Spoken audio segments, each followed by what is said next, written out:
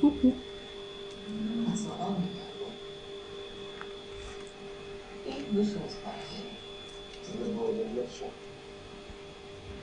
Если бы он наорал на тебя, перепил всю посуду в доме, сослался в том, что он переспал с своей подругой делом.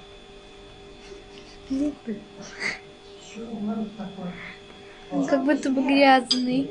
А потом он взял тебя, швырнул об стену, хлопнул дверью и ушел.